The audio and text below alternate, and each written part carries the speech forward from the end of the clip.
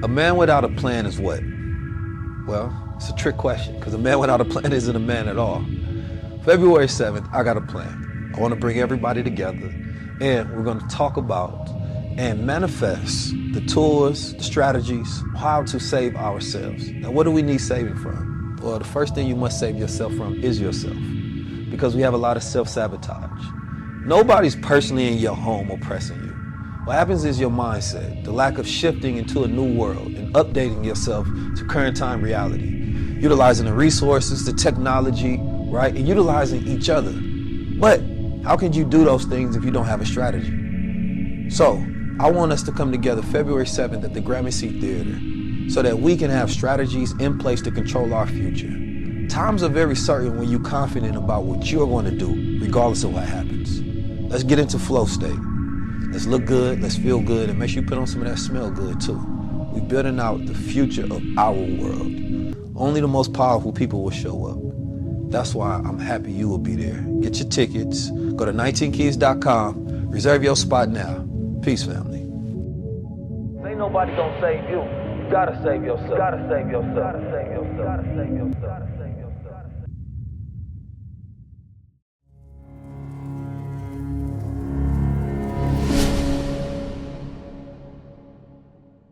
New Orleans, how we feeling today?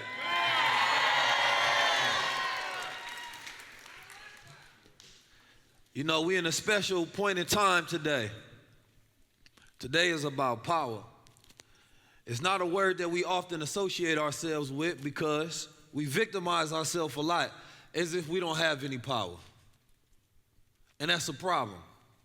This is a city that is built off the transmutation of power, alchemy, voodoo, and then that ability to be able to take one substance and turn it into something else. That ability to be able to understand nature and be in tune with nature on such an instinctual level that you have ability and domain over all things and control over all things. Today, we barely have control of our minds.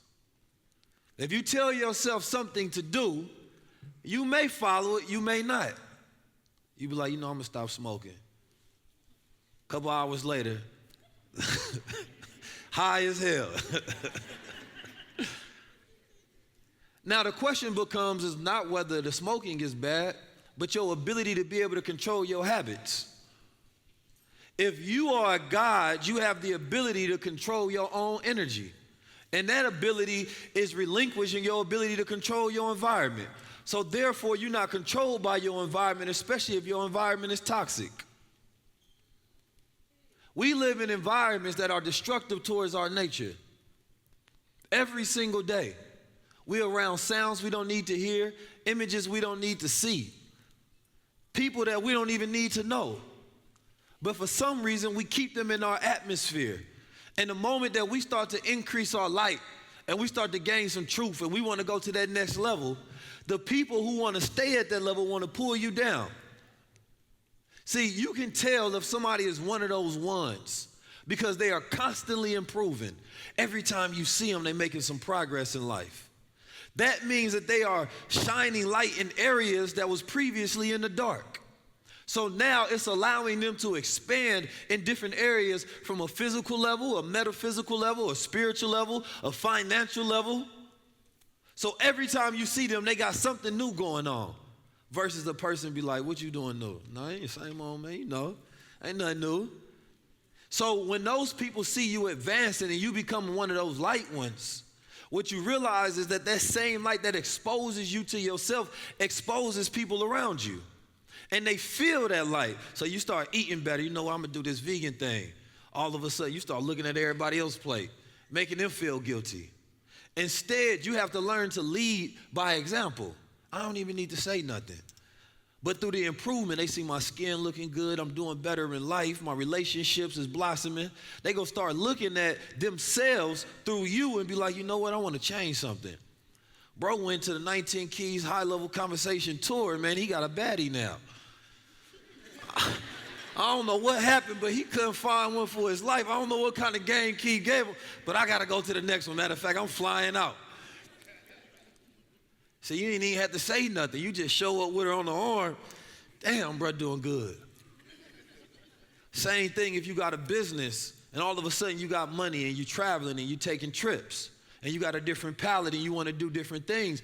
Those people that's still there at that same level, they gonna try to pull you down because they not ready to grow. And people can be in love with your old self, but maybe not your current self. So especially when you go to your highest self, then you gotta leave people behind because they still love your lowest self. So for me, I don't mind leaving people behind, but I won't leave myself behind, and I'm definitely not about to go back for you. We supposed to live in a time where we future oriented, we moving forward. There's so many people that are from our past that we keep in our present for no reason. We don't truly have a future with them. There are habits that got you to where you are, but don't get you to where you want to be. And we spend so much time trying to protect who we are. That's why we can't become who we're supposed to be. So you have to understand through those ages of 1 through 7, you are unconscious. If you want to study yourself and personalize and figure out who you are, go study yourself between those ages. What was your mother and father doing? The epigenetics that we get from our DNA becomes our karma. Those weaknesses that your father have, you inherit that. So the fact that we have a fatherless world today where a lot of people don't have their fathers in their life, you can't study that. So you don't know what you're prone to as a weakness, and you don't know what you inherited as a strength. See, we got a lot of old people today, but we don't have a lot of elders. Elders were the keepers of light. They passed down the wisdom. That allows us to evolve from generation to generation. But now we got a lot of fake OGs that got gray hair, but they don't know shit.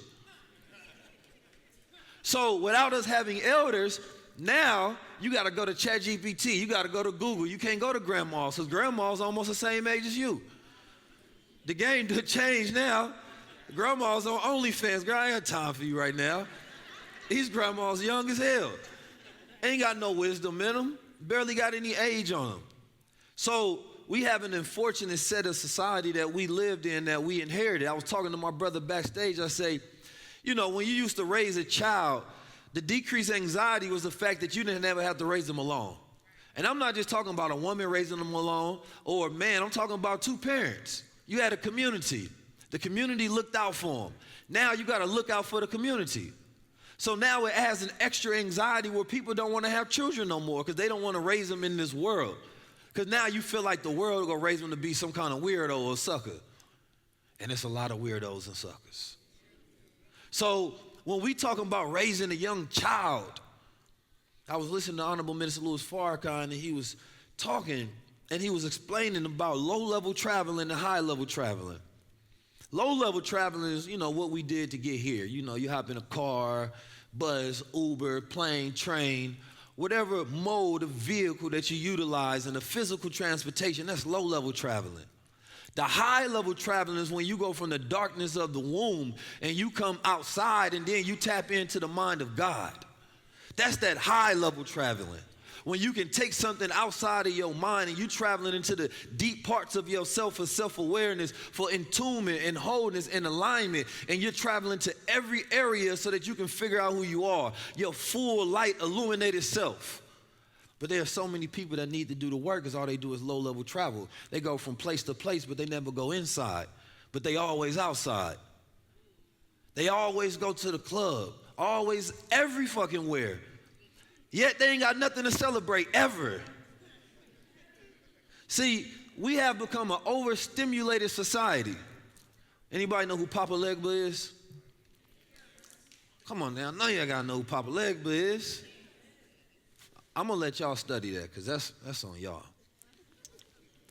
But there's something connected to Papa Legba, and that's stimulation. Multi-sensory experiences, right? Now what will happen is, you know, in multi-sensory experience, what it is trying to evoke all of your senses. So if you go to the club, it's the same thing as a ritual in voodoo, right? Sometimes you got the spicy foods, right? You got the drink, which will be the rum, right? You have the music, which is the sound and vibration to evoke the spirit, right? It's to create an environment that's evoking your spirit so that it excites them. And in this place, you are in a state of a trance. And in this trance state, you can be easily in the mode of suggestibility, right? So now you're in the spirit. That's what we drink. We drink liquor, you got the spirits flowing. But they learn to not just have that for a club, now it's for everything. So now you're in your phone, you have a multi-sensory experience, right? Now people don't know how to be bored. Now boredom can prompt future thinking. It can prompt you to start thinking of ideas and becoming creative. But today a child get bored and you throw an iPad in front of them. So now when they become an adult, they think that they have to always be stimulated. So what do they go do? I gotta drink, I gotta smoke, I gotta go out, I gotta do something. Everything but think. So when you're thinking and you have that time to yourself, now I have an idea. Now this idea is pulling on my will. Now I'm about to go outside and do something because I had that time to think. And so people are not utilizing the most powerful time, which is that time of separation, to elevate. We need to always be in social circles and rhythms. We need to always have our senses stimulated.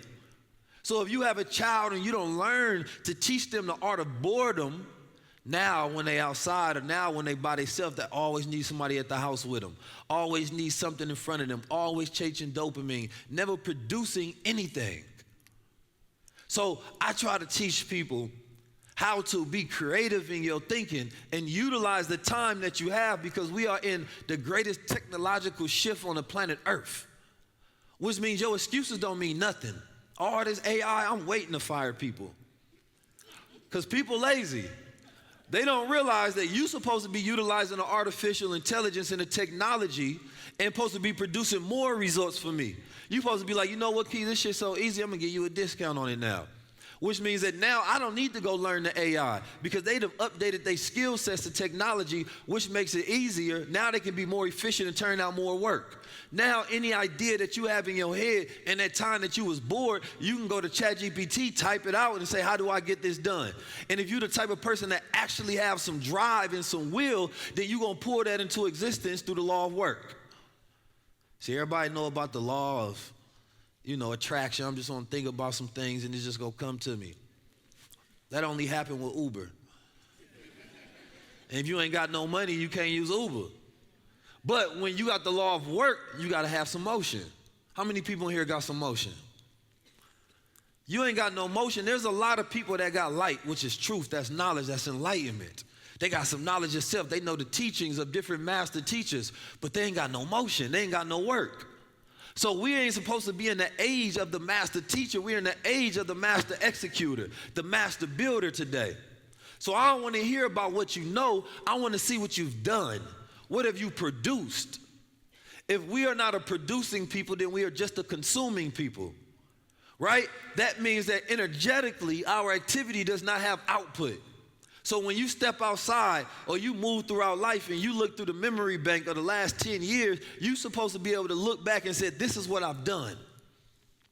Your family is supposed to be able to look back in the Bible of your family and saying, this is what we've produced. There's a documentary called The Food That Built America. And this documentary is very interesting because it goes into the nuances of how the food industry was shaped by these families. Everything that we eat today, that we enjoy today, whether it's General Mills, whether it's Coca-Cola, right, whether it's Heinz ketchup, whether it's the Hershey's chocolate, they started by these family industries. And they created industries, and these industries have political power, and this political power allowed them to shape modern day in the way we do things. So you gotta imagine, if I'm building the first factory in America, I need factory workers. I don't need workers to be too smart. I might lobby the education and say, I need you to train those workers in a specific way because I need to farm them to come work for me. So therefore, it was never about you building out your brilliance. It was never about you being intelligent or becoming a genius so that A, you got in school don't mean shit. That was just about you increasing your ability to memorize things for when the boss tell you to do something. It wasn't about you telling yourself and having that ability to do something yourself and execute. It was about you having the ability to be a slave to the master. I gotta ask y'all a question. Because today I wasn't even gonna do a monologue because the video was so raw, I said I don't even need to say nothing. But I need y'all to answer this question truthfully. Are you low level or high level? Oh man, I don't Nothing like that. I need y'all to stand up when y'all say it, because I got a guy coming out here and we about to have a high-level conversation. I need to feel the energy and the vibration in the room. You understand me? This ain't a night where you just sit and talk. You got to engage with your energy. I don't want to sit in front of black people and we ain't got no energy. You know what I'm talking about? So are we low level or high level? Are we low level or high level? When I ask you how you feeling, I need you to say godly. How you feeling? I don't believe that. How you feeling? How you feeling? How you feeling? That's some power. Now, some of y'all might not believe it, but I know I'm a God, so if I ask you, I need y'all to repeat. When I ask you who you are, I don't want to know about your title. You know what I'm saying? I don't want to know about your Instagram name. You know what I'm saying? I don't want to know none of that. None of that matters to me. I want to know if you truly connected to source. Because now I know you have the ability to go outside and do something to control your world. Who are you?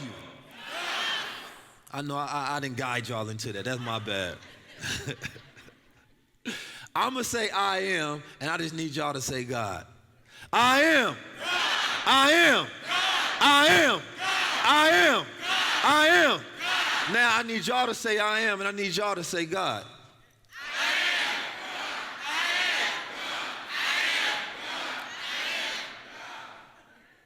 Now, how many places you go to that invigorate you with that spirit? The thing about the highest level tour is it's supposed to be able to change what we know as culture, right? Because we have a death culture.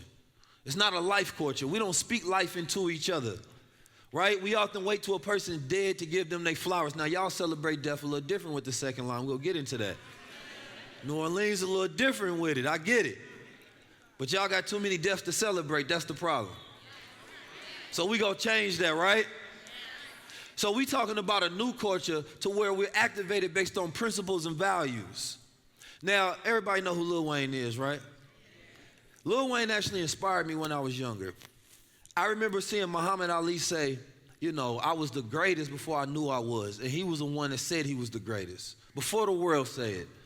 And the thing about it is black and brown people, you understand me, men and women have to be the first ones to be able to evoke that claim over themselves. Because the world is always trying to tell you to be humble. They don't never tell you to be confident, right? And humility is too close to humiliation, making somebody feel low. So humility sometimes can be self-humiliation. I need to make myself feel low so that it doesn't bring anybody else down. No, I need our people to be confident in their ability and not just confident on the past that we built some pyramids. Well, you can't build one. I need you to have a confidence in what you can build in your life.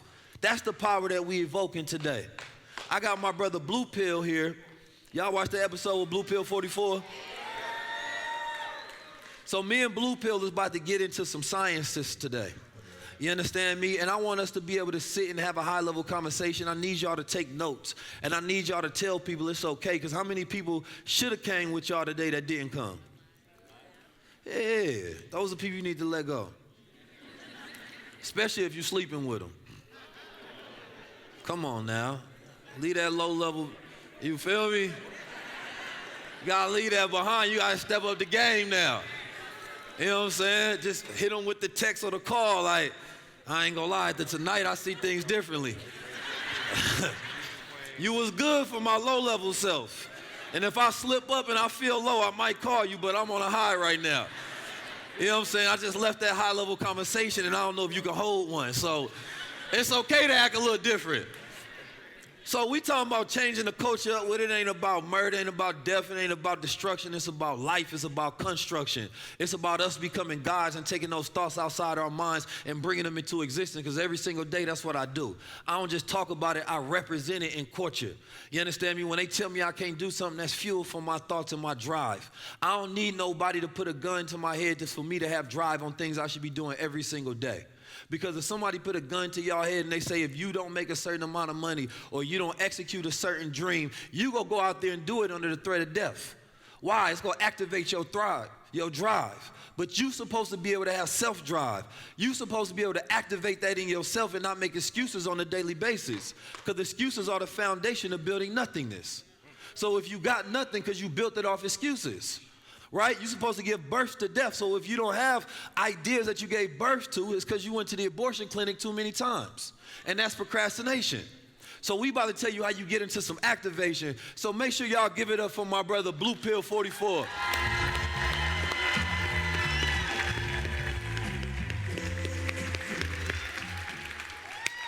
I told him I was gonna do a 5-minute monologue. But you know when it get to flowing, it's flowing. Yes, indeed. Peace to the family. Are y'all low level or high level? Okay now. Don't let us get down here and have to do 44 push-ups just to get the energy up.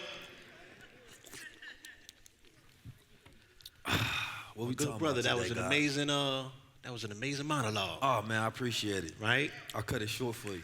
How did y'all like the monologue? So I just gonna roll right into, a segue where you left off with that amazing monologue. And you said something profound on my way out, and it was about going to the abortion clinic for ideas and not being impregnated with a thought and bringing it full term, right? Yes, sir. Where you're not only giving birth to ideas, but you're giving birth to full maturity of ideas. You feel me? Yes, sir. They say that the majority of melanated, or businesses, period, small businesses, fail within the first 2 to 3 years, they say. Melanated businesses have a higher percentage. Me and you are business partners. We just celebrated our 4-year anniversary for Goldwater. Please give it up. This is something profound, in communities of melanated communities in particular, because they say people don't have the ability to collaborate. I want you to share with our New Orleans family, right? Because I've been hearing things about New Orleans, and often family from New Orleans say that they're not supported in their endeavors by their fellow, New Orleanians, if you will, right? What advice can we share with the family, entrepreneur-wise, right? It's cool to tell somebody to go and get a business. How are they going to get the support of the business if they exist or coming from communities that are not yet endowed with the understanding about bringing things into full term? That's a good question. For me, the question goes directly from my experience. Because when I wanted family to support my business, it was a selfish endeavor because that business only supported me. So I don't have an expectation if you work a job, do you expect somebody to come to your job and support it so that somehow trickles to your check? No. So what I realized, if I didn't create a business that supported my family, I shouldn't have an expectation of my family supporting that business. Right?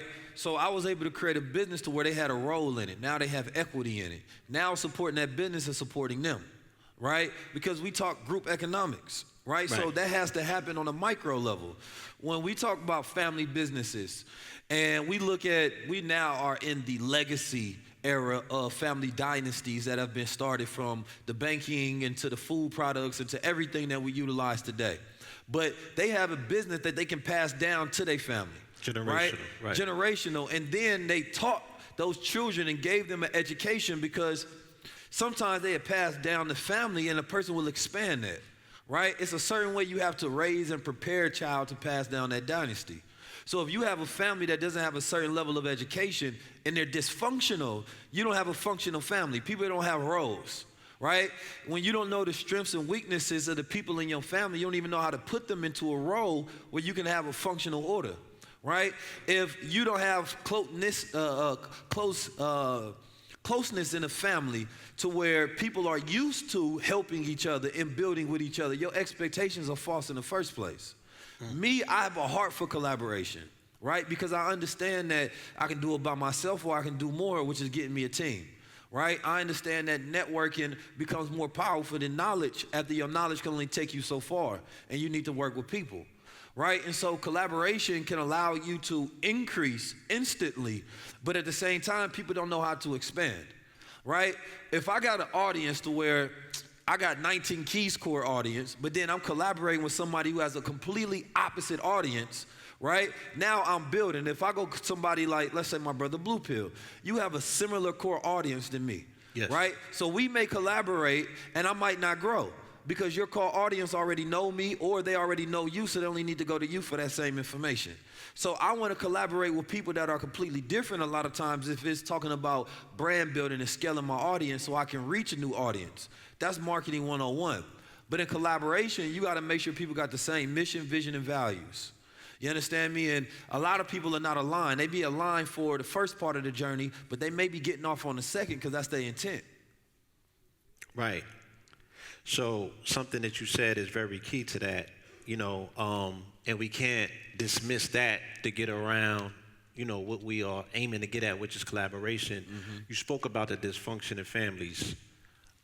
We've been traveling, coast to coast, and our stories are similar everywhere that we find our people. Yeah. Right? Our people are suffering from debilitating dysfunction at one level, degree, or another. Mm-hmm.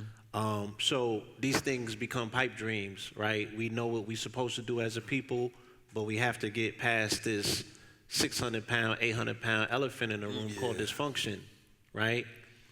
As melanated people, as original people, as indigenous people, as people who are inspired, because the family's going to leave here very much inspired, right? Only to go home and have, like you said, the potential of having those same dreams aborted by a family member to say, you can't do that. Mm-hmm.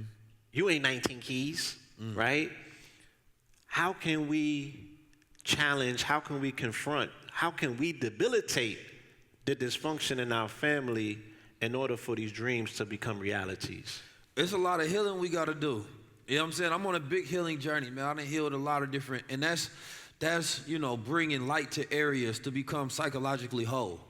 You understand me? Like, self-awareness is key for me, right? Like, in the theater of your mind, you can go back and you can look at your past and to understand yourself, right? A lot of times, especially when you're talking about family dynamics, you have to study the parent relationships, right? And then that creates different attachment styles. So people can have a fear of abandonment, and so they will abandon and self-destruct relationships or self-destruct things before they get to that level of success because they don't want the responsibility and accountability. So there's a lot of therapy, and not just talk therapy of talking to somebody, but people got to be able to go into nature and have communication and conversation so that they can express things that exist internally within them. Because that's why we say self-wars. It's like you got to have daily strategies, right, for the war of life. So it's spiritual battles and it's mental battles. So for me, I really go inside myself and do that shadow work, right? I used to be a violent communicator. You understand me? I speak from a place of offense. So I realize that I can't do that always. I also realize that a lot of times I like, showing my love through helping people and always having to be an aid or like saving them in some sort of way. You understand me? And right. That was the way that I felt like people reciprocated that love. If I'm not helping them, that I felt like earlier I didn't have a place in their life. So I'm always helping people, but that made me become a crutch to the people that I love. You know what I mean? And I realized that was a part of when I was a child. Something, maybe I didn't get told the right thing or whatever it may be. And it creates these different styles of personalities that we have, and we don't realize that if we go back and we heal ourselves, we stop looking for gratification. We stop looking for so many different things, and now we operate from a place of wholeness. Family don't know boundaries. You understand me? And so without those boundaries, you can't have a good relationship. You understand me? And because people so close to the light get blinded by it. You understand me? People don't often know how to respect family, right? It's like there's certain things you don't need to bring up, certain things we don't need to talk about right now. Certain times I don't want to talk to nobody. You got to respect my isolation. This is my time to myself, right? Because this is where I'm building me, or things that we talked about at first. If I'm on a mood of advancement and you're not advancing, you may be a part of the people that I got to cut off. You understand me? Just because you family don't mean you get to go to the next level with me. Now, the opportunity will always exist if you want to progress. But I'm a person that sees people's potential, and I get depressed when a person don't bring out their own potential that I see in them. But I can't force them to have the vision that I do. Now, you could give it up if you want to. You said some profound, a lot of what you just said, hopefully the family can mirror and see themselves in this conversation as well, right? One of the main things that you have brought forth, to our community, to the viewing public, is your ideal on masculinity, right? And there's a lot of competing narratives online. There's a whole, subset that they have, a movement online about people attempting to define what masculinity is. The things that you were speaking about and the healing that's needed and necessary for a person, to self-heal, and then hopefully for that particular image of them self-healing to start inspiring and healing people in their immediate circle, those that are, closest to them, takes a level of vulnerability, right? What are your feelings on vulnerability and masculinity? You know what I'm saying? Some people say, oh, men are not supposed to cry. Men are not supposed to appear, quote unquote, vulnerable, especially in a predatory world such as the one that we live in, right? What are your thoughts about that? I mean, men ain't supposed to cry all the time. You know what I'm saying? Some people too damn emotional. That's the problem. They too in touch with their feelings. They ain't in touch with the logic no more.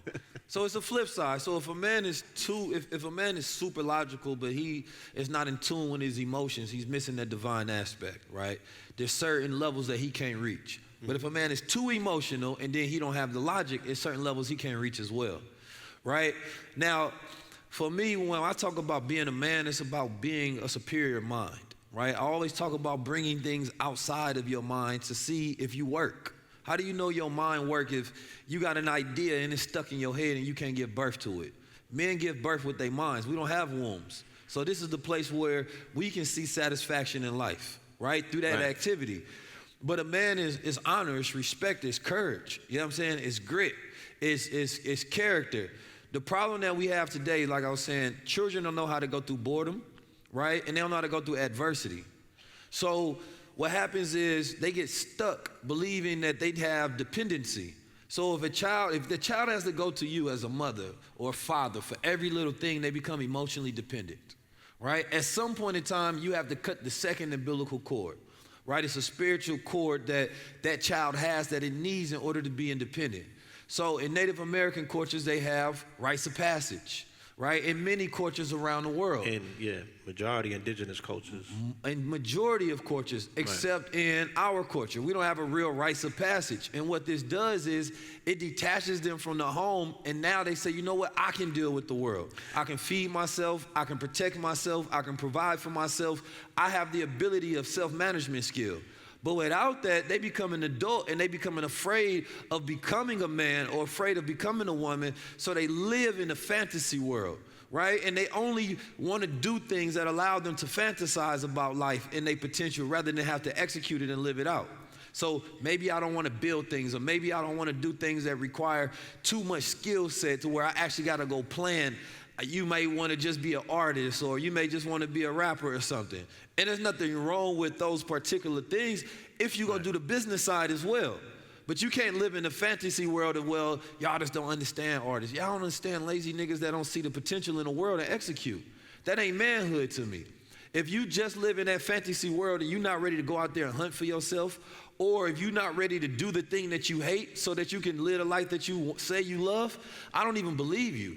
So children have to be able to go through adversity. And if you grew up with a parent who was from the hood and they got out the hood, then you have to induce that adversity through lessons, right? A young boy has to start to see himself as a man, right? So my father would be like, you're the man of the house right now. Now I'm seeing myself, you know what? I got this responsibility. Oh, when I was younger, and I remember I was running from my older brother, I remember I cut my hand. And I fell, and it was a bloody cut, and I showed it to my pops. I'm sobbing and crying. He looked at it, boy, you be all right. I'm like, damn, I'm dying over here. You know what I'm saying? And I took it to my mom's, and she helped me stitch it up. Right. Now, but I always remembered that as a core memory because I was like, damn, Pops was actually right. I was tripping. But if he would have took that moment and spoiled me, then I wouldn't have never became like my father. Because I learned this is how my father dealt with things, this is how my mother dealt with things, right? So learning to be a stoic through things. So whether I'm going through an up or a down, I maintain calmness through all situations so I have an emotional balance. Do you have any suggestion for people that don't have both parents to get those references from? And this is a two-part question. It will go into, do you have any level of intervention with the youth these days who identify that they're on demon time? Do you have a a God spell for children on demon time? That's a great question. When a young boy is living in the forever boy syndrome, or a young girl, for women usually have to experience pain before they break out the fantasy, usually through the form of like heartbreak or something like that. So they no longer just see things in this fantasy world, right? Every dude is gonna be Prince Charming. He breaks her heart. Now she sees the world that is real that she has to deal with, right? Because as children and as adults, we live in the world of symbols, Yes. right? As I was listening to what Minister Farrakhan was talking about on that tape that you sent me, or one that you posted rather, he was talking about having the ability to pierce the veil. Yes. Most people that think that they masters or think that they have this light in the mind, all they really know is the symbol. They don't know what's behind it. A child sees the world in symbols. You understand me? What this person makes me feel like, right? A symbol creates feeling, but what's behind that is the reality. That's the real power.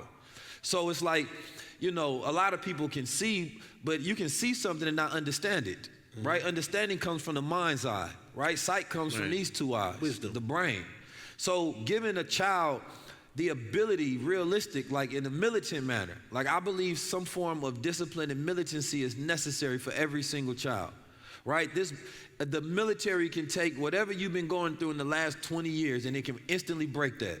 You become a part of an authority to where you feel like now I'm a part of something bigger than myself so that I can do anything, right? And so it breaks that spell that a child has, and that's why the Army be like, be all you can be, right? These slogans were created on purpose. Right. The Nation of Islam has that sort of program. Brothers come in and they join a military structure on purpose, so they break the fantasy world that they've been living in. Being a real nigga is a fantasy, right? Look at it, like niggas, the idea that you go into a crime with somebody, they not go snitch is a fantasy. The idea that people go follow a code and the streets ain't even built on real codes anymore or values is a fantasy. Or you don't even know this individual outside of a week. Y'all smoke some marijuana together. You don't even know bro like that. You know what I'm saying? If you go to jail, he knocking down your baby mamas the next day. It's a fantasy that they gonna have honor because you don't have any real thing to build that off of. Right. There's no reason that you should trust niggas that you're doing crime with if they ain't never showed you a history, you understand me, of integrity, right? So you live in this fantasy world of this is what this represents. Oh, that's my homie. We down for life. But if you actually had eyes to see by healing what's in yourself and seeing and having self-awareness, you can see everybody for who they are. Bruh, that's your homie, really a snake. You know what I'm saying? Bruh, that's your partner that's going on a mission, really a coward, but you can't see it because you're looking at the symbol of what they represent in your life, right? So when you are able to cast light on darkness, now you can see. So all around the world, this Crescent City, right? I wear the symbols, but these symbols have meaning behind it. Facts. Right? The sun is not just the sun. That sun has meaning behind it, but it's a symbol as we see it. The crescent is a symbol as we see it. We wear symbols all day long, but the masters can see behind the illusion. So number one, giving a child the ability to be able to see themselves by teaching them about, this is the key. You can't protect a child, you have to prepare a child, right? If you protect a child, they won't be prepared for what they need to be protected from because they have to protect themselves. So many people protect them childs, right? They try to shield them away from things. So by the time they get in the world, they don't know how to protect themselves, right? So they end up going back to the parents or back to some form of dependency. You have to take that child through rites and rituals. I was talking to the homie. He was like, I got to go do something. I don't know if my child will be mad if I leave and I go overseas and do something. I'm like, your child has to be able to cope with certain things, right? If he thinks that the world is, you always get your way because of how you feel, you're not preparing him for the real world. So now he don't want to go deal with the world because now they get a little taste of that. You're like, no, fuck that. You know what I'm saying? I don't want to be outside. So for me, being outside is what prepared me for the world, right? I had a good, stable, emotional balance. My parents didn't tell me I was the greatest kid in the world, I was gonna be a genius. I had to figure that out for myself, right? It was a very realistic thing. He told me I was a god, but I didn't know what the hell that meant. I thought I was invisible. You know what I'm saying? Like, ain't nothing gonna happen to me. I got locked up. It was like, damn, what would God do? You know what I'm saying? That's the first thought that popped in my head. Facts. But without knowledge, you can't be a God. There's no ignorant gods, right? Knowledge is the means to where, like Malcolm X say, by any means. But what's the means? It's the Right. knowledge, so that you can get things done. So teaching a child knowledge of self, preparing them for the world, giving them some discipline, some militancy, and taking them through some sort of program where they can learn themselves. Indeed. We got one question left, right? We are here in the state of Louisiana. Earlier today, I was at Jackson Square, right across from the St. Louis Cathedral. This is the location that Andrew Jackson participated in Louisiana Purchase. 530 million acres were acquired a few blocks from here for the sum of $18 million. Shout out to the Acre Boys. They were on stage earlier expressing, that's right, the importance of land ownership, right? That's a plug. That deal changed the face of the country and the face of the world. It was in 1803, 1 year before the Haitian Revolution. We know that our family here in the Deep South and the South come from substantial land ownership. You dig what I'm saying? Is there anything that you can leave the family with in terms of a recommendation, about what can they do with these acres, right? Even acquiring these acres, even if they don't have land and you want to get with the Acre Boys, what would be the next progressive thing to do with land ownership today in this country? I think we're going to start with feeding ourselves, right? If you go back to the 1500s, people used to only eat what was local in their environment, right? It wasn't until industries like people figured out how to can food, box food, everybody started getting refrigerators and they learned how to ship food, and the industrial complex came when railroads and food can now be traveled from one place to another. Yes. Other than that, they have what they call blue zones. Blue zones are places in the world where people have the highest, longevity of life expectancy, right? Plus, so like right. Japan has #1, right? Now, it's a reason that people in those areas, because they're #1, they eat off the land, right? They live in environments where they're more relaxed, right? They don't have the same stresses and anxiety that kills you, right? Literally decreasing your lifespan. They're not eating ultra-processed foods, which literally taking 10% of your life, right? The more that you eat them. Shave it off, right? And they are in environments where they have communities. So the elders usually in some of those environments are paired with somebody once they get to a certain age. They're not just thrown into an environment where they go right. So you throw your parent in a retirement home. Retirement is preparation for death. You understand me? So even that idea of it is depressing. So if I'm building land, I want to build an environment, right? #1, you can make money off the land. You make money off the land through hay, through horses, Timber, right. A lot of the land entrepreneurs are not creative, but a lot of them are now getting creative and learning new things to do with that land, right? So they're building businesses on it. They build in tiny homes. You can get a tiny home, I think, from Amazon now, shipped to you. 44K. You know what I'm saying? You can go connect with an influencer and ask them if they want to throw a retreat on your land and make money off of it. Facts. You really just want to get creative. Nowadays, we have AI. So any idea that I don't tell you, you can go start running through a computer, or you can ask it, because now it has a plug-in that's connected to the internet. What are entrepreneurs around the world doing with land? So if you find yourself without ideas and you find yourself getting bored, don't try to, emotionally numb yourself by watching Netflix or calling somebody you shouldn't be calling, right? Utilize that time to do some research. I would not be as nearly as intellectual or intelligent as I am today if I don't use my boring and my downtime to do research, right? I study, and that knowledge I use to execute in a very practical manner. So for me, becoming a land entrepreneur, #1, is something you can pass down in your family for wealth. Right? It's an asset that will never go down to zero. It's only going to increase because they're not making any more land. Bill Gates trying to buy all of it, right? So this is also a place where you can make food, because regardless of what's going on with the currency, land and creating food will always be valuable. Whether you're creating things for essential oils, right? Or you can sell that to other markets, or you have a local farmers market that you can build off of. But for me, first thing I would do is build communities.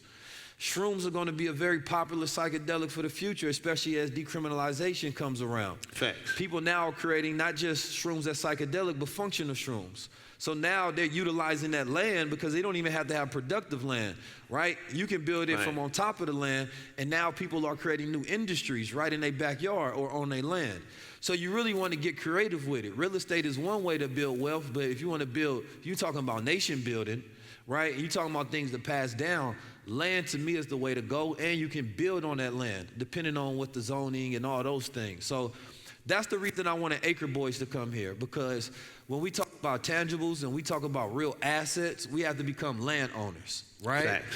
Now we got a place where, you know, you can house the army, you got something to protect. You can take those children and you can take them through, like people building obstacle courses on land right now. And people are coming and bringing their kids to give them rites of passage. Right? So it's like, you really just got to get creative with it. But this brother was giving formulas on how you can they teach you how to go find underpriced land, and then you can either flip it or you can use it for your own. You understand me? And shout out to these brothers, because they gave me my first piece of land on my birthday. That's right. So, family, it's not over. We got some more special guests coming out. I appreciate my brother Blue Pill. Thank you. Give it up. Our episode just about to hit 3 million views. Thank you, family. Very legendary.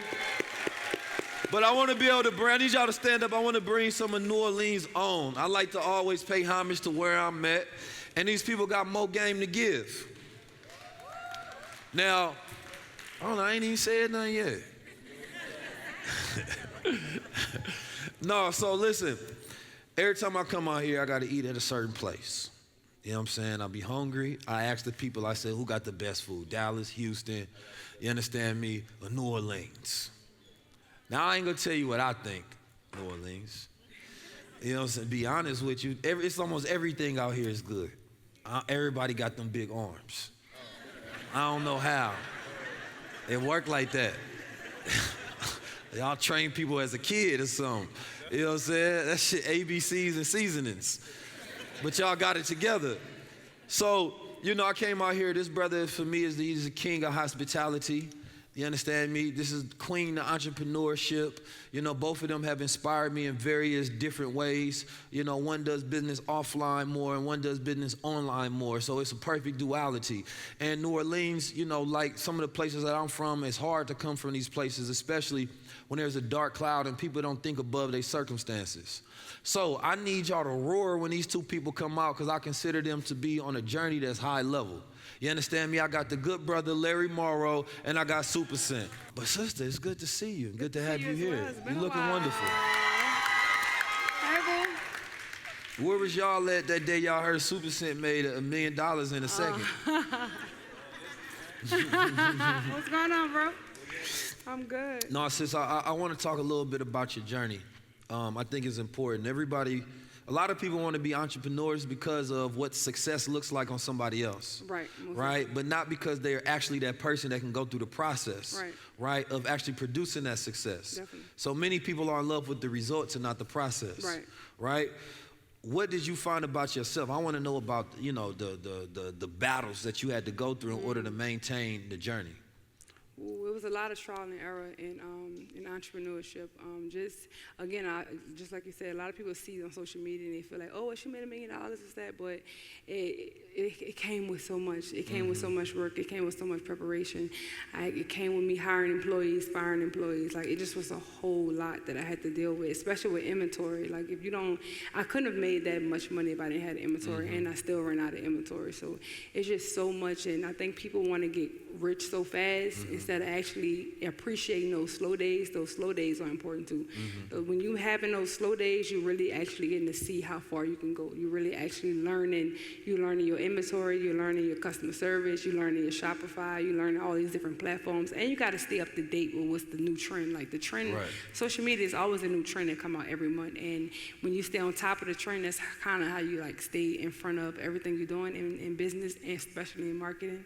So I'm real open and real vocal about my trials and tribulations with social media, and especially once I got in Walmart. Walmart was a big crash for me. And how so? Oh my God! I think the flex was entrepreneurs getting into stores. That became the flex, and I think a lot of entrepreneurs, there was probably 1 year in business, like, oh, I want to be in Walmart, I want to be in Sephora, I want to be in Target, not realizing how is the trials that come with it, and you got to spend so much money to be in them stores. So I'm like, I wasn't too really hipped on it. I wanted to be in it because, again, it was a huge flex. And I also wanted my company to be seen all over, but not even realizing that I wasn't ready for it. Like, I didn't have enough experience in business to jump into Walmart.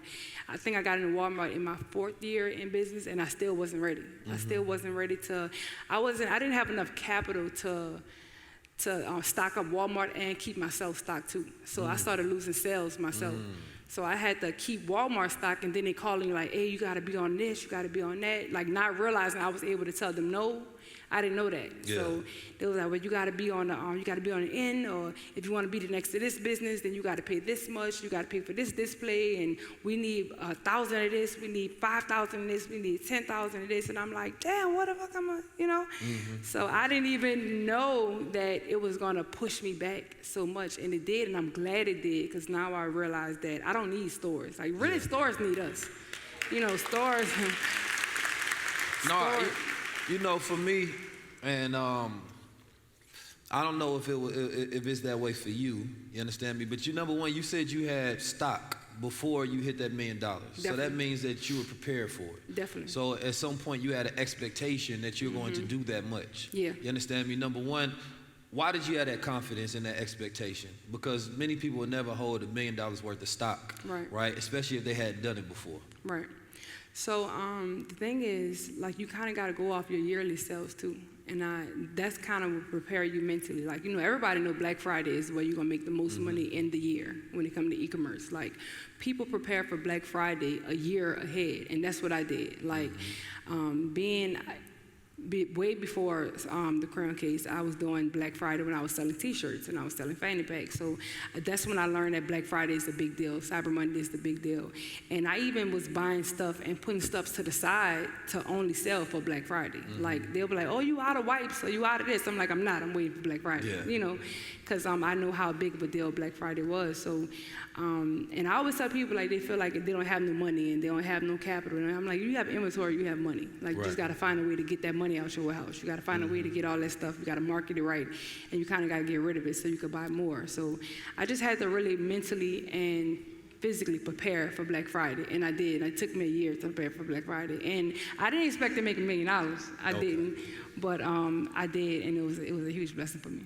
Now, you know, for one of the things I learned in business is about margins. You understand me? Like, if you don't know your margins on a product, you don't really know your business. Definitely. Right? And it's a way you can leverage understanding your margins. Like, I remember looking at a product, and number one, we had 2 products that cost the same, right? But our margins on them was completely different. On one, we got like 3x margin.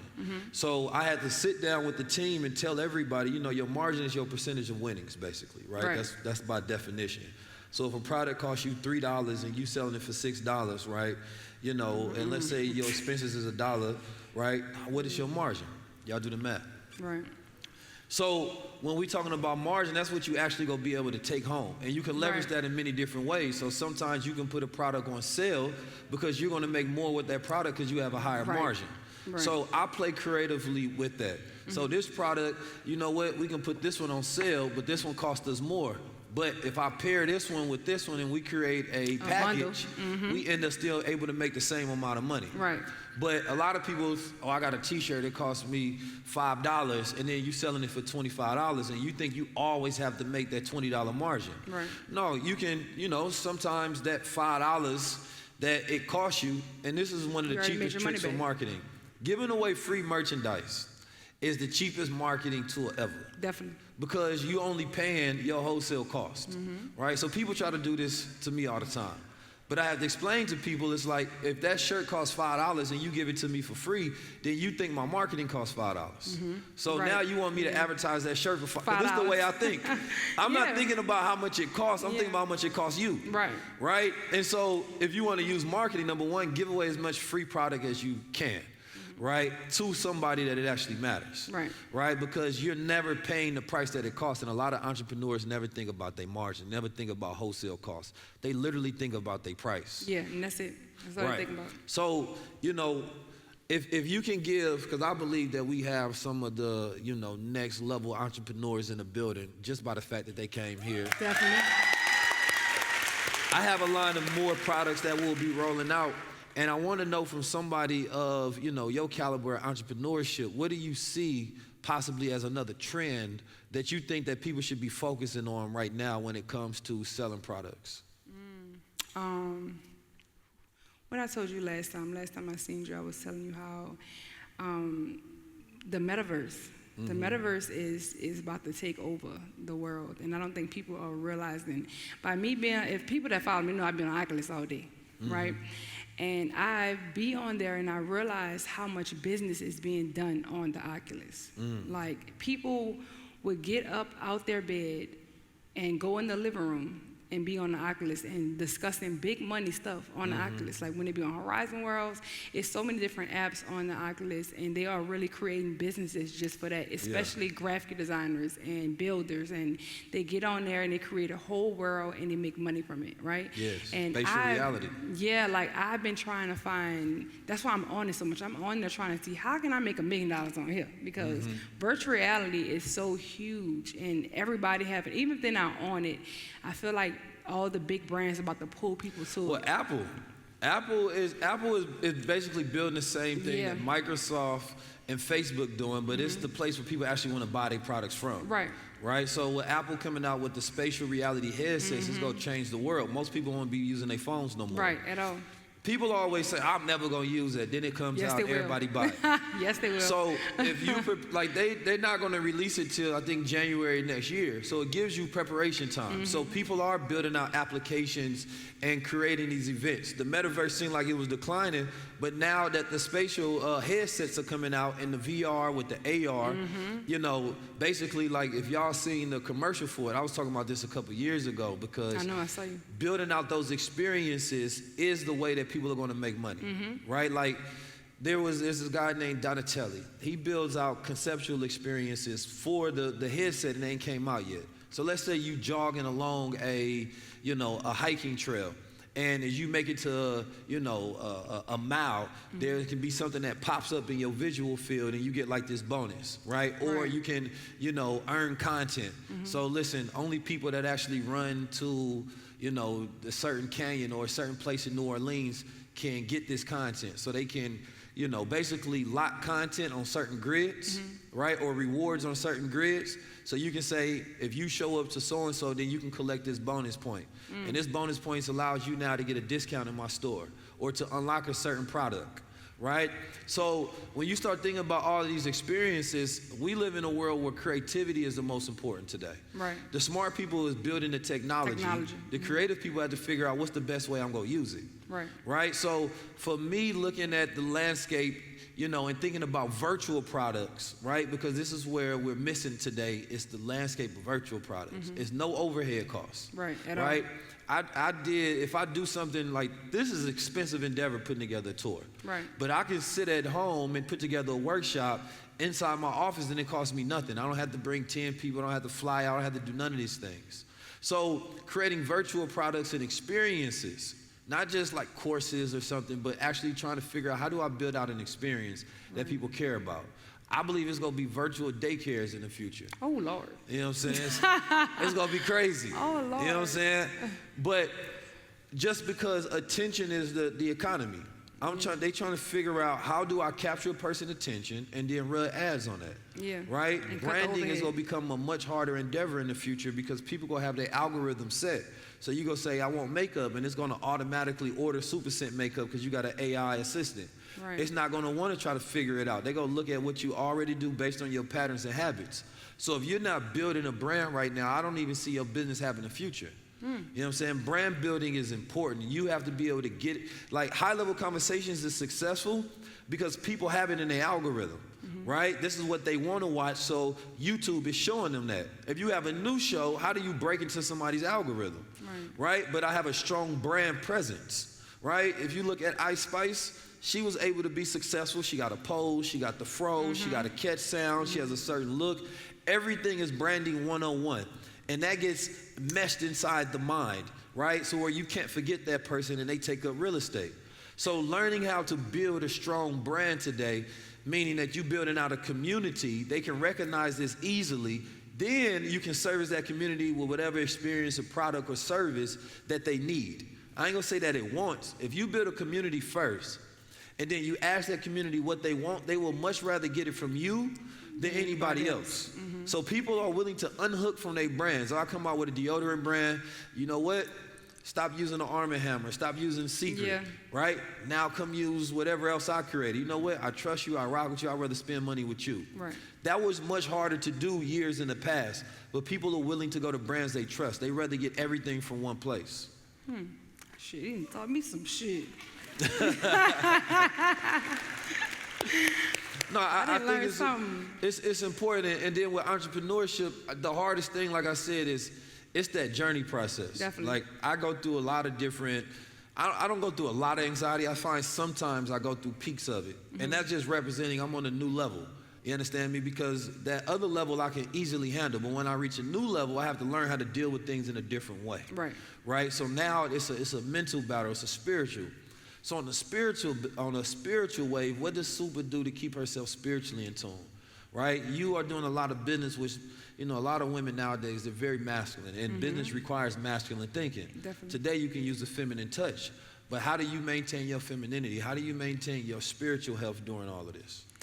I just was telling my followers that I never want to lose sight of the normal life. Right?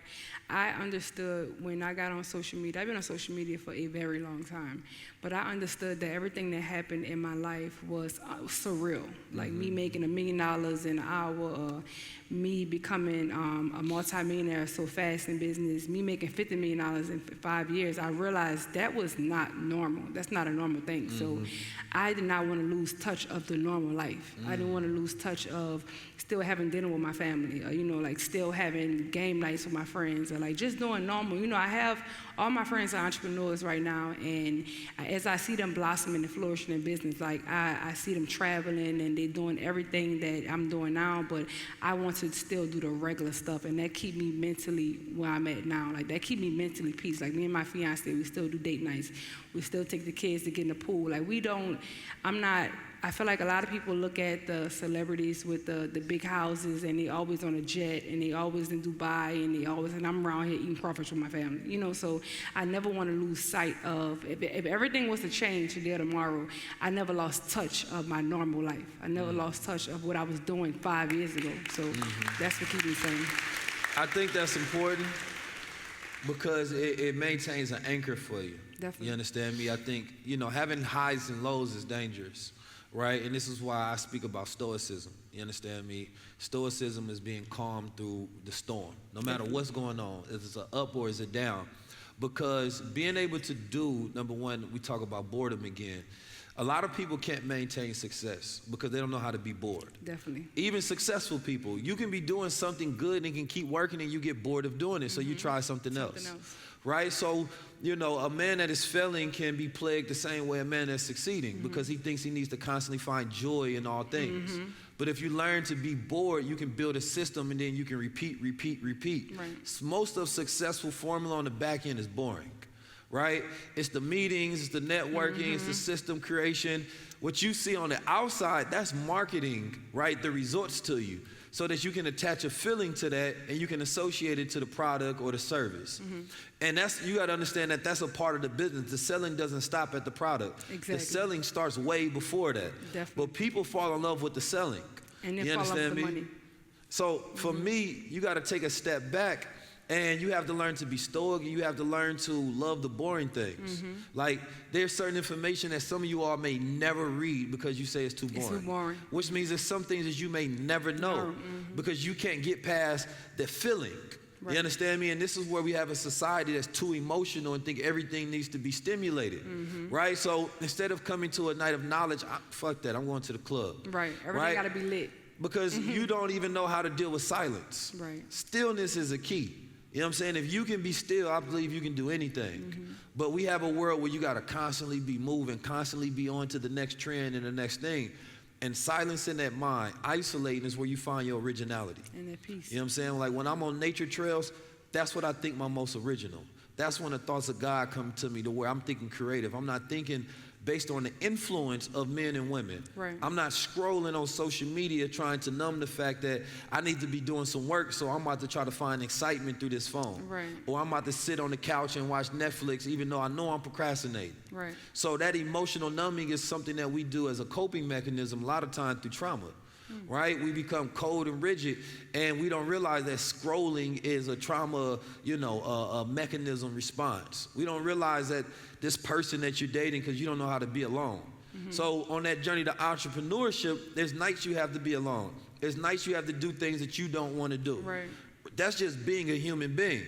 So I can tell when I look at certain people, sometimes you can have a trauma that makes you successful. Right? Because that's all you care about. Some people that only care about the money, what they do is they have a law, they operate in that law of focus. I don't care about family, I don't care about nothing else. I'm completely selfish, and I'm only gonna think about the things that are completely aligned with my goal. Right. And if you have that one goal, it can get you there. And then what happens is a person gets successful, they got a big house and they're alone. So they don't have fulfillment. Right. Right? And or a person sells their soul, which means that you lose your integrity along the route, and you try to use your money to get your soul back. And souls don't come with refunds. It don't.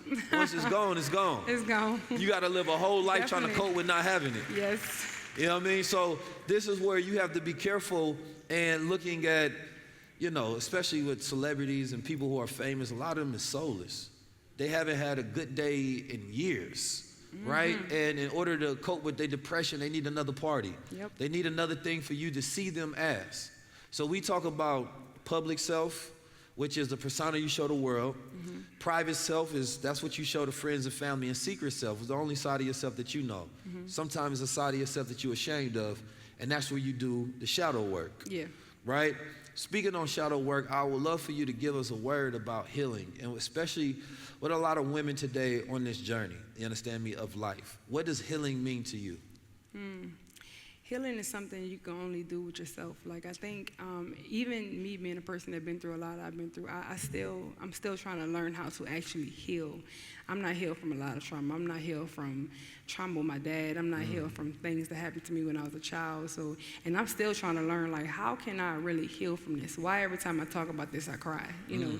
And me thinking I was healed all these years and realizing if I'm still crying about it, I'm not healed. So, and I think we take therapy too lightly. Like, we think therapy is bullshit. We think people just want the money and they're not really listening to us and they just want to get paid when it's, and if we get on social media and kind of tell what's going through with us and like how we feeling, and that's a form of therapy. But we could do that with a therapist as well. Like, we really telling people who don't give a damn about us, who don't care about what we're going through. They're just there for a laugh or just there to be in our business instead of us talking to somebody one-on-one, and we will be more open with that person one-on-one because we're not going to get on social media and tell everything, you know. So that's what I'm trying to learn to do. I'm trying to learn how can I really heal from childhood trauma? How can I heal from stuff dealing with my dad? And how can I heal from past relationships, past friendships? So I need to learn it. Yeah. And I'm not ashamed to say I need to learn how to heal. Give it up for Supa. Thank you. There'll be two things I say on that. Then I'm going to bring out our next guest. Self-acceptance and self-forgiveness, right?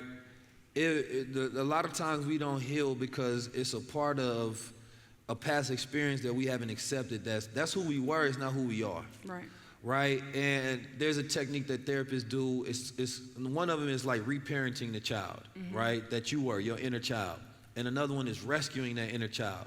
Because emotionally, that child that went through it is still there going through it, right? And so, you know, it's going back there and is rescuing that child, and that often comes in present-day forms of self-love, right? Like, we're no longer there. We have a vagus nerve system that sends a signal to our body that says fight or flight, which means that we're constantly re-experiencing the trauma as if it's happening now, right? And so by accepting yourself whole, you understand me, you're accepting parts of yourself that's in the dark and bringing it to light, giving you self-awareness and power over yourself. Like, I know why I did that because this happened to me.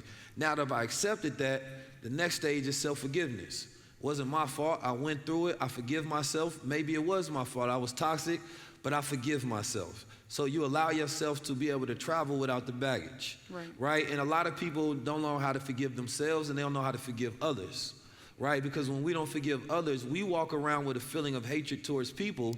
They don't feel it, you do. Right. So you carrying hatred that you think you're projecting onto someone else, but the whole time is rotting you on the inside. Right. So self-forgiveness is one of the most important stages on that journey to healing, and so is self-acceptance, so you can become whole, not perfect. So, Thank you. without further ado, I want to bring up the most hospitable man in New Orleans. I'm sure everybody that went to his restaurant or one of his parties before. So if you enjoy something from our good brother, make sure you stand up.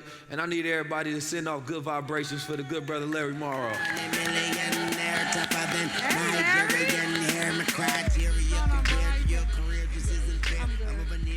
My brother, thank you.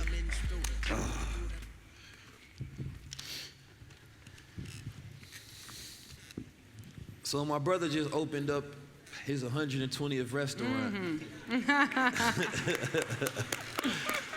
No, but for real, every time I see my brother, he's always progressing, right? Progress doesn't, when I see somebody progress, you know, it means that, number one, you're learning and you're mastering, but also there's some inner work that goes along with that. When we was talking backstage, you said something along your journey, and you said you was fasting. You know what I'm saying? Where did that come from, and why did you have the necessity to fast during that period? All right, appreciate you having me, by the way. Oh, yeah, yes, sir. So I started fasting back in August 15, 2016.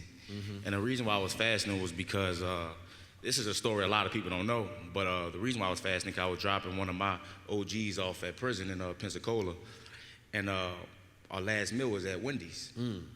And so our last meal, I'm like, I'm going through so many different emotions. I'm like, you know, this is not what I want for my life. You know, I'm dropping them off. It was an emotional moment. And at that moment, I'm like, man, this is not what I want. I got to do something. I got to change my life. So from that moment forward, August 15, 2016, I decided to, you know, give up meat. I gave up alcohol, gave up a few different things that, you know, that just really just... Yeah, give it up for that. That was my first time fasting. I was at a point in my life where I had to teach myself discipline. You know, being I guess 25 years old at that time, you know, we kind of just live how we want. You know, we don't really have much discipline. So at that moment, I'm like, you know what, this is not what I want for my life. So I made a transition, and the fast was the best thing I could have done, because I still don't eat meat. Yeah. And it just taught me just how to prioritize and discipline myself in order to, you know, reach new goals, because, you know, you got to sacrifice in order to obtain new things and reach new levels, you know. So that's one of the things that really helped me just make that transition. And since then, you know, y'all follow my journey. I'm sure some of you have, but since then, you know, it's been up. You know, for the past 7 years, I built a company with a few hundred employees, you know, and just grew my business, my hospitality group, and expanded, you know, tremendously, and I have so much more to do. So, yeah. You know, I think that really helped me, you know, make that transition, you know, to kind of, you know, just see things differently. You know, number one, Southern hospitality, I want to talk about that a little bit. I was watching a documentary I was telling y'all about earlier, and I was looking at the KFC story. Now, there was some stuff in there I ain't know about. Like, I ain't know Colonel caught a body before. You know what I'm saying? Somebody was playing with Colonel, messing with his sign, vandalism. He came out there, knocked him down, and he did some time. And then he came out, and he was whipping up the best chicken in the world, right? He got so good that they gave him a Colonel star from the government. You know what I mean? So what he decided to do was rebrand himself, right? So he's, number one, it's a lot more in that story. Like, he created the contraption to fry chicken, right? Because they didn't have that at first. But what he did was he put on the white suit. He curled his stuff. He had the white hair slicked. He had the Colonel. He put on the glasses. And what he was doing was he was selling Southern hospitality, that Southern gentleman flavor and energy. Of course, that 7-season chicken as well. But with you, I find it pivotal, and I think this is something that most people don't understand in business, period, and it's a lost art. My father called it the proper handling of people. And the Nation of Islam is a whole manual on the proper handling of people, how to deal with subordinates, how to deal with people in every situation, right? But with you, you have an ability to be able to deal with people in a manner to make them feel welcome, right? And it makes them want to come back, right? In business, your reputation is everything, right? Number one, where did you learn it? right? And what are some strategies that entrepreneurs should use, right, today when it comes to service? I would say I grew up in a family with my mom. She always would invite guests over. Show them that Southern hospitality. She would cook for my friends. I'll go fishing, catch a fish. She'll go home and cook it and bring it and feed everybody. Yeah. Like, it was just one of those things where that, I think it was kind of instilled in me just because I watched my mom, always provide that Southern hospitality. And my grandmother, she would invite friends over. So I think it's natural for me to just be so hospitable. When people come in town, I like to show them that Southern hospitality, which allowed me to build my brand. Just learning. And the second part of the question was what? Was the strategies of relationship building, especially utilizing, I think hospitality, coming from the West Coast, is almost a talent. Please. Like, people ain't no hospitality. I went to Canada, they got Northern hospitality, you know what I mean? Nice as hell. But it creates a feeling and it attaches to your brand. Yeah. And I feel like you've mastered it in a way where, if a person coming in town, they got to tap in with Larry, right? From when they first get in to when they leave, right? So what are some of and it's probably so natural to you, but what are some of your key strategies or things that you must do that you think is important when it comes to relationship building and service? So I'll tell you a story. Back when I was 20, the first person I booked was Dre and Michelle from Love and Hip Hop, Basketball Wives. And her and her friends, her manager Marcus, came in town, and I was 20 years old, so I didn't really know much about anything. I just know I had people coming in town. I wanted to show them a great time and leave an impression. Yeah. But little did I know, like, we built a friendship. We still cool to this day. But that was just me, just being myself, just wanting to show them a good time while I was in New Orleans. So she brought me, she invited me to LA, her and her manager Marcus, and introduced me to a lot of people. A bunch of friends in LA, Cam with LA's Finest. I'm not sure if you're familiar with him, but a lot of people that I'm still friends with to this day. And it just, like, something struck in me that at that moment was like, damn, I didn't even do anything. Yeah. I was being my natural self, and I built a relationship from just showing people a good time when they came into New Orleans. So I followed that same regimen, throughout my, the past 12 years. I'm 32 now, but since I was 20, and that really helped me, build a name in the industry. And, to people who come to New Orleans, and they're like, yo, you got to connect with Larry. He's going to show you a good time around the city. So that allowed me to build my brand and just expand my hospitality company. Right. I would say when I first met you, it's the personable experience. Like, when you call Larry, he always answers his phone, right? Which is a key, right? And I'm talking about in the midst of busyness, right? He could put together 10 concerts at once, and you call him and he answers, right? That's a completely different relationship dynamic than anybody in your life. So now you feel like a priority, right? Larry go get you in somewhere, either he's coming to the door, he makes sure he has somebody there waiting for you, right? What do you need? That sort of personable experience, people don't ever forget, right? Now they feel connected. That's a relationship building dynamic, especially when people are not used to it, right? So when I recognize it as a talent, you understand me? It's because I believe it's something that you've built and that you've strengthened that's natural to you, but that you've honed as a skill, especially it becomes a strength in business, right? Otherwise, you wouldn't have the relationship that you have, right? And I know, like, some of those things can become a little pressing, right? Constantly attending to the needs of people, but at the same time, in a world where relationships feel fake, because you do a business in real life, right?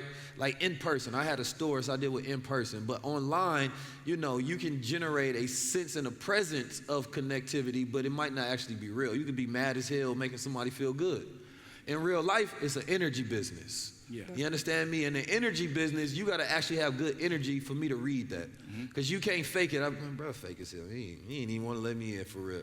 You know what I'm saying? Nah, but it really be like that. Like, somebody don't get in the club, you the fakest in the world. Yeah. You know what I mean? So. But that sets an expectation, but at the same time, I don't think people know how to make people feel good anymore. You know what I'm saying? Like, people only think about what they want out of the situation. Empathy is lost, right? Empathy is that ability to put yourself in somebody else's shoes. If I was new coming to the city, how would I feel? I want somebody to answer the phone. Definitely. I want somebody to show up for me. I want them to make sure that I'm like going above and beyond the needs of a person means that there's things I didn't have to communicate that you handled, right? That's good service. The man who serves the world is a master of the world, right? Look at Elon Musk. He serves more people than anybody. Look at, Bill Gates and whatever the other dude name is that got all the money. I forget, Jeff Bezos, right? They are in the service business. Everybody in here has used Amazon before, right? So a lot of people think about being served, but if you could become a good servant of the world, you become a master of the world, right? And so for me, I'm in a service business. This is the people business. To be honest, like, no disrespect, New Orleans is probably gonna be our smallest tourist stop, right? But I want them to have an experience and I want them to feel the energy, right? Because now, as I was explaining to you yesterday, it's the 4 levels. The people that show up, this is the first time a tour like this has been done, so we trailblazing. Nobody in this space has went back to back to back and did these kind of tours, right? So that means that the people that come out first, those are the revolutionaries. I don't need to be convinced. I'm coming out there, I'm gonna see Keys, it's high level, he gonna be fly, done, end of discussion. The second people, tell me how it was. Damn, I missed it. It was nice, huh? I seen them clips. Yes. Damn, it was going. Larry was fly, Yes. Supa was looking good. Dang, I missed that one. Then you like, girl, it was fire. He looked good in person and everything. He's smart. You know what I'm saying? Like, it's a vibe. You feel me? Then you got the third people. Become so big, it becomes standard. Yes. Now they showing up. Everybody and their mama is coming. All the tickets is selling out. Then you got the fourth people. Now these people you got to watch out for. Because no matter how much they complain and comment, they never go show up. Yep. You know what I'm saying? So you got to know your audience. You understand me? So being able to provide, and the pirate model is you being able to go get the loot, but you can't come back because the service wasn't good. Or you didn't provide people a good product, right? So that's the difference between transactional with a customer versus building a relationship. Now you have a clientele. Right. So this customer has spent $20 over a lifetime, right? That can represent $2,000 if you treat them right. So every time you don't treat a customer right, you lose money. Not just that transaction with them, now you lost that lifetime. The longevity. Right? So I think about clienteling versus customer transaction. I think about that with people as well, right? I want to call you sometime, just check up on you with no intention. That's being a human being. Not when, no concert coming up, let me call Larry. You feel me? Because if I call him now, then when I call him later, you feel me, he ain't gonna be tripping.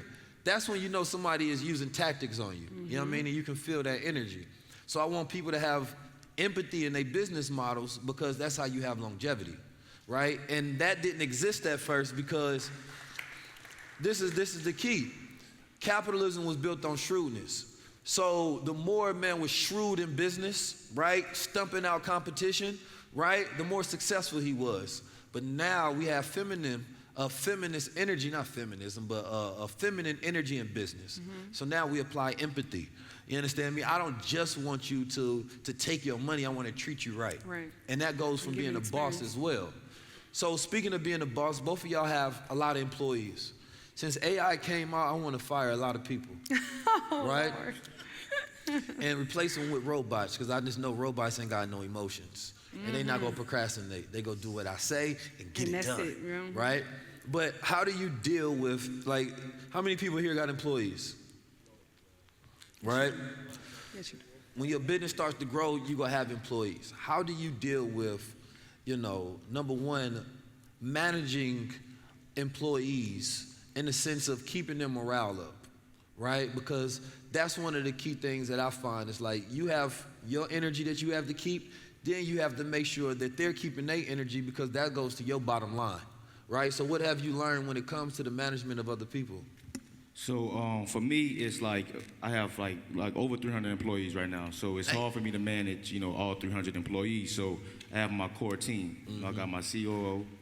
I have, different managers, assistant managers, back of the house managers, kitchen managers. So I've learned that I can't manage all 300. So I got to be able to manage these 8 people. Like, and when I say manage, it's like keep their morale up. Like just last week, me and my team, we took a trip to New York to go sit down with one of the biggest hospitality companies in the companies in the country. And being around that energy, it motivates myself, it motivates my team, it motivates my mother, my partners, everybody. So it's just basically, pouring into those people and they pour into the others. So it's like it's a chain, you know. It's like we all got to motivate each other. But of course, I try to, whenever I walk into my restaurant, like even if I'm having a bad day, you know, you're not going to see me walking in with my head down. You know, you're going to see me walking with my chest up, you know, head up, you know what I mean? So, and just bring a great energy to the environment, because me as a leader, if I don't walk into that establishment, you know, in good spirits, you know, how can I expect people to come to work and be happy? Right. So I've learned, you know, as I matured over the past, you know, 5-6 years, I've learned that a lot of things can't be based off emotion. They got to be based off of like, you know, like logic. Like I have to walk in here with the intent of, you know, pushing and motivating people, because you know, like I appreciate everybody who do work for me and come wake up every morning, and I just try as a leader to, you know, do as much as I can to, you know, inspire those. Yeah, you know, every good team, and you can chime in as well, I believe every good team has these 4 parts, right? Number 1, you got, which is usually the boss, the idea generator, right? That's the visionary that comes up with everything. Right? So it's like if you ask everybody, yo, let's go on vacation, everybody gonna have a different way that they look about it, right? So the idea generator is like, man, I got hella different places I wanna go to. Then you got the executor. That person is like, man, let's do it. All right, where we going? I'm ready to, you know, book the tickets right now, the hotels, right? Then you got the organizer, right? The organizer gonna look at things a little differently, like, all right, we gotta map this thing out. We can't just say, let's go. We gotta make sure it's lined up with schedule. We gotta check the weather. There's a lot of different things. Then the relationship person, right? The relationship builder, they gonna be like, man, is the family going? Who going? Because they're more about relationship and network building, right? And so if a team has that, they have a superset of things that's necessary for success. Right? And so it's like with my team, we're building out, okay, who's the person that, I'm the idea generator. I got enough ideas, but by necessity, you become the executor too. Then you become an organizer. But the more roles you do, it decreases your strength in those roles. Right? So having somebody else do it, now it frees you up to where you need to just be thinking all day. Right? Just coming up with ideas, trying to figure out this metaverse play, whatever it may be. Same thing over here. You just need to focus on your strengths. And your strength may be, you know what, I need to be out there networking, building up these relationships. You're supposed to keep the boss happy, and the boss is supposed to keep the employees happy. Right. Why? Because if you look at it like this, I had to tell my people, it's like, y'all know y'all get paid before me now. Yeah. When I didn't have nobody else to pay, all the money came to me first. So it was instant gratification. Now, before I get paid, it has to go through all of you all, then I get my little cut at the end. So that means that in order for me to keep making this thing go around, number 1, as you talked about, y'all left and y'all went to go learn, that's constant education credits, right? Constantly teaching your people to improve, because you have to understand you're on a team and it's a competition, right? And we are in the competition of business. It's a competitive marketplace. So if y'all don't get better as a team so we can keep winning championships, I can't pay y'all, right? And you definitely don't want to bring headaches to the boss, because now he can't think. Right. So the less thinking, the more stress that he has to do, then the less thing he can do to grow this business and scale it out, so there's more opportunity inside the business. Right. Everybody don't have to be the boss, because once you become a boss, you really become a servant. Now my job is to serve my people so that they are right. You understand me? It changes the roles completely. So what wisdom do you have when it comes, or if you can even share a horror story when it comes to, you know, some of the employees or your team that is I think a good tale when it comes to building business. Because if you all are serious about this, same thing, I don't believe in having relationships that have no value. It's hard for me to have conversations that have no value. So if I'm around you, I'm probably gonna be spinning my wheels to try to figure out how can we work together. You understand me? Or what value we can add to each other. So it ain't just my partner, that's a teammate. You know what I mean? Life is a war. Somebody gotta be on the team. You understand me? So if we not coming together eventually to build something, or we sharing ideas and bouncing things, you don't have a value for me. Right. You understand me? But what about you when it comes to business? I had to fire family. You understand me? That was tough, but it had to be done. Wasn't tough for me. It wasn't tough for you? Not at all. Not at all. Why you had to fire him? First of all, when you're trying to hire family members, you have to hire the ones that kept a job before your business. You had to hire the ones. You can't go hire the cousin that sleep on the couch. Damn, they need a resume. Because they don't care about a job. Like they don't care. Like only thing they care about is they have a problem right now and they need money, and you got a business. Let me go work there right quick and leave. No, I need an actual longevity employee. So when I first started, I hired everybody who kept real jobs, who actually had passion about their job, like myself. sister was the first one. She would not come somewhere with me because she knew she had to work the next day. Like, she always put her job first because her job is how she actually make her living, you know, so that's the one I hired first. And I feel like I had to, even though I took emotions out of it, but I understood that this is my business. Like, when whoever is working for me, this is not their dream, it's mine. So I had to understand that too. That's what made me take my emotions out. And somebody said, oh, I gotta do this, I can't work today, I had to understand that this is my dream, not theirs. But every person I hired, a lot of them I did fire. And I was okay with that. I was okay with not, if you can go work for somebody else and you can get them all your time and you're going to call them if something is wrong and you're going to ask for all day and this how you know you still want to work. But with me, because we're cousins or we're siblings or we whatever, you're giving me a hard time because you know I own the company. So I feel like those people, you don't appreciate what I have going on and how hard it took me to get here. For me to be able to give you a job, you should also appreciate me as well. And I had no problem with firing people, and I didn't feel bad. I didn't think twice. I didn't, you know, and people also have to understand when them pay cuts happen, you just may lose your job, you know, and I don't think people realize that neither. Like, they feel like they want loyalty with a job. Like, it's no loyalty with this job. Like, this is a job, you know, and if you work at Walmart and Walmart do big pay cuts, you're going to leave that job and you go find another one. And when it becomes so personal and you talking to them on the phone all day and you bringing them out to eat and you doing all this personal stuff, now they feel like you owe them so much. And because I didn't take time out of my life and did this, but this was my dream, not yours. I paid you to do this. You know, so I have no problem with firing nobody. No, I learned that not to, absence for a leader, right? Let's not even say a boss, let's just say a leader. Absence for a leader is key. You understand me? Because over-familiarization, right, breeds disrespect. You understand me? People get too close, they get too comfortable, and then it becomes a problem. So that absence is key. You understand me? The boss doesn't once you put yourself in that leadership position, and this goes to all facets in life, you have to allow that absence, you understand me, in that place. You don't always need to be around people, don't always need to be talking to them. None of that. Like, your mind needs to be consistent and focused. There's a period in everybody's life they have to go through selfishly, where I'm focusing on what I'm building. If you can't respect that and help nurture this baby that I got on the way, right, or help me take care of it, then you're not for this cycle of my life, right?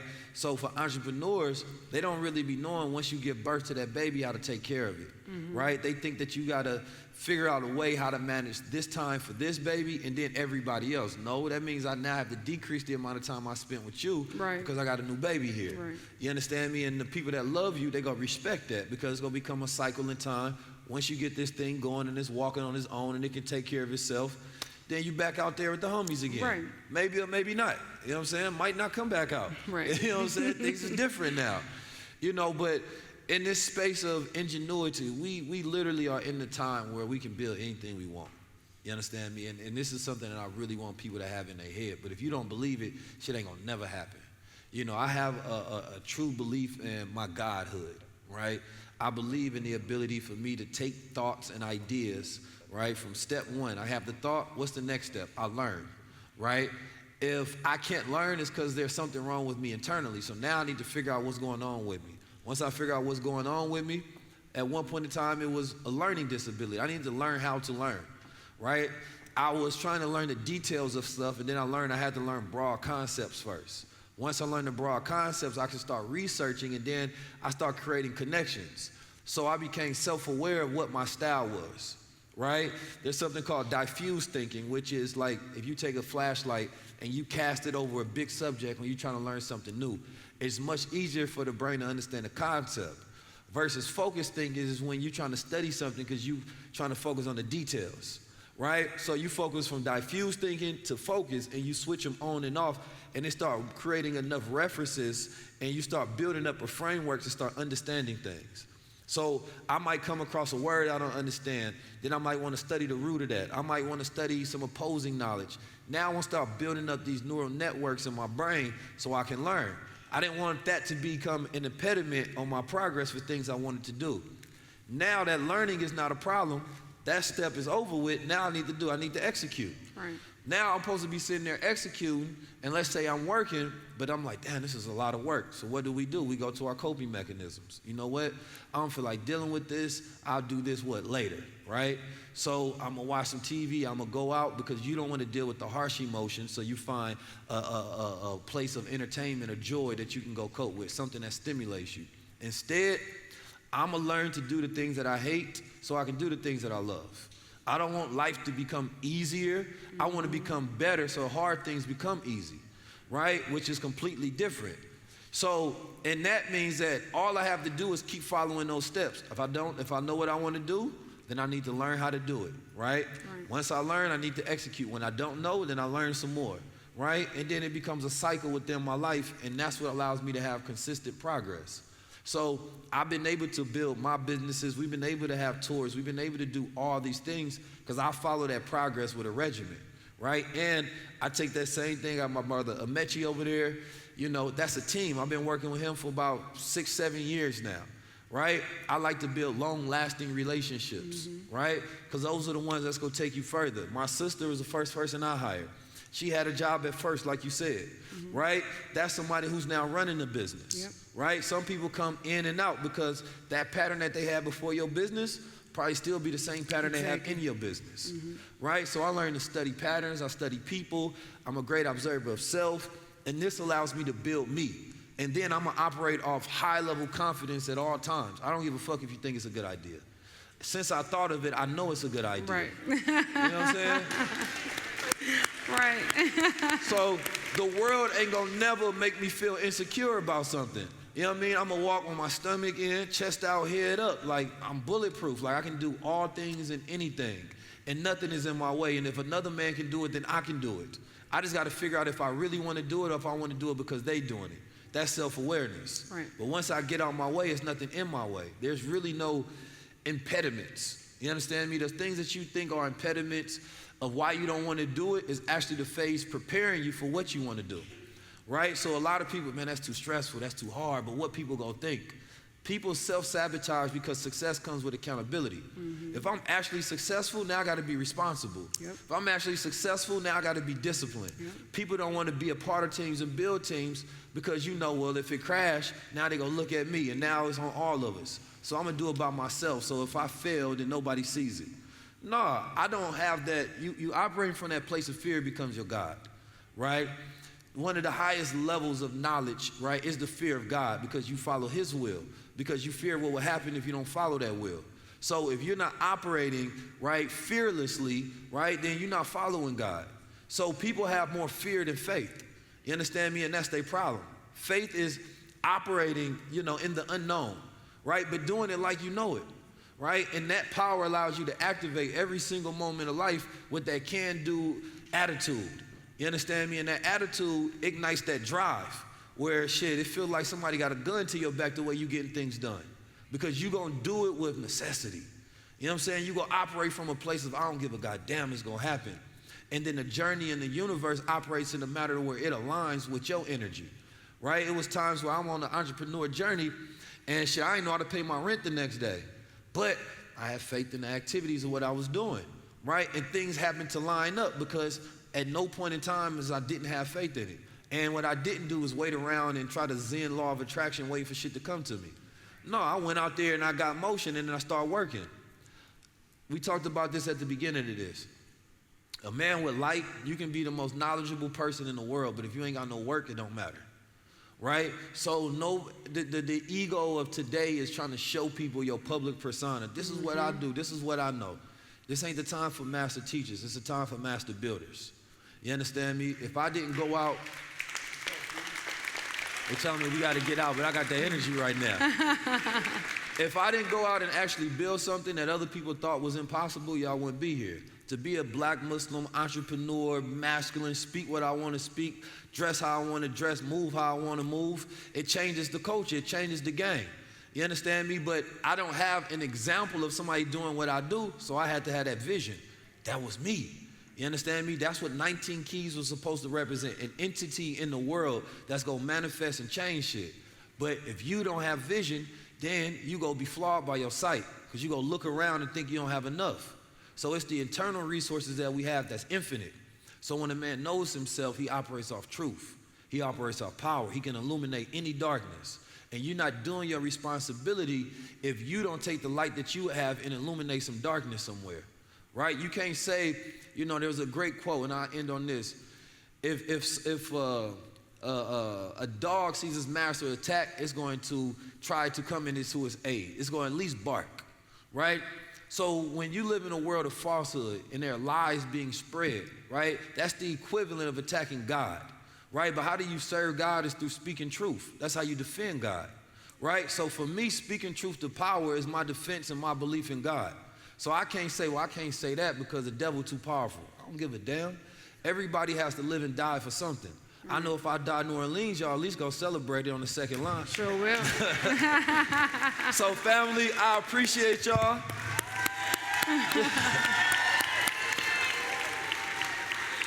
How we feeling, low level or high level? High level. How we feeling, low level or high level? High level. How we feeling, low level or high level? High level. All right, well, let's live like it then, man. This has been your high level conversation. It's the highest level tour. Thank my incredible guest today. Are we low level or high level? What are you really running from? That war that you think you fighting ain't the real war. There are many wars that we go in different dimensions within self. The real wars are the inner world. It's the self-wars.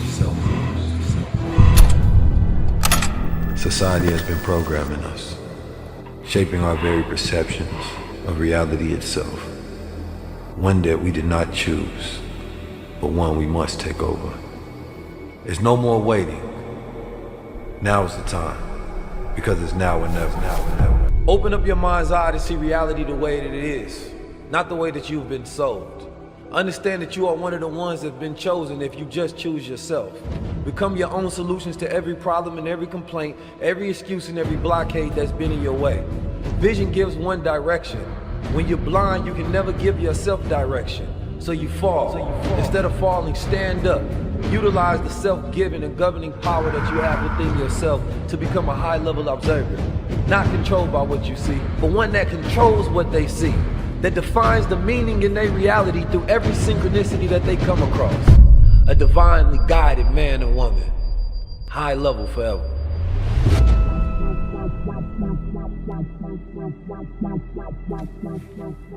Stomach in, chest out, head up. How you teach a generation that don't know theyself? How do you give them the ability to be able to control the world?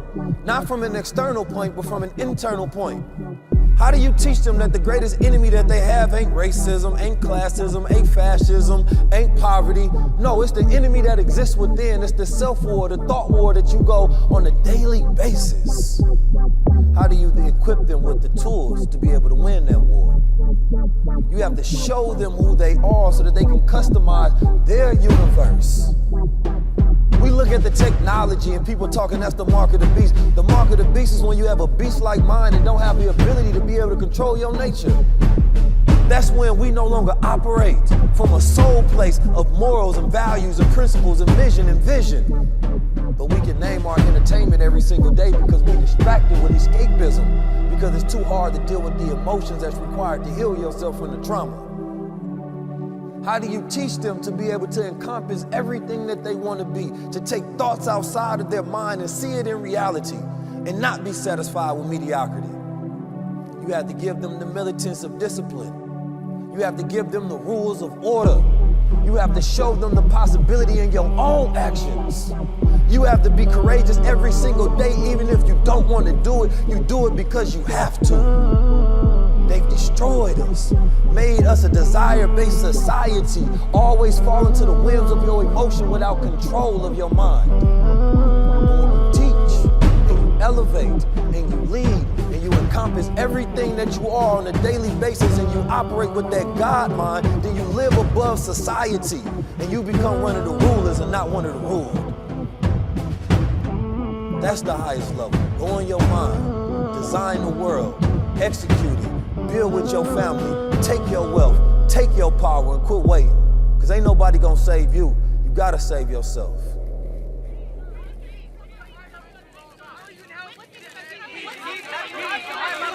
The world may question you, but never question yourself. One thing for sure, the light always comes with darkness.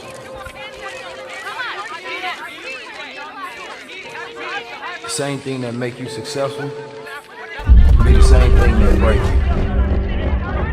If you don't have self-awareness, this will be the thing that destroys you. But if you know yourself, everything is meant to make you stronger. Nothing can break you down.